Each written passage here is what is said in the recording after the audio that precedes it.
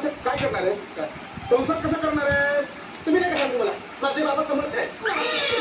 माझे बाबा समर्थ आहे. मला साक्षी मला साक्षी म्हणजे मला एवढंच बोलायचं बाबा. आता हे सगळं जे आहे ते कोणासाठी आहे? कोणासाठी उभा केलाय हा डोलारा? त्याला समजून मी आता डोलारा फोडीन. समजो याला. आयुष्यभर फक्त तोडा फोडीचाच बोलत आलाय माणूस.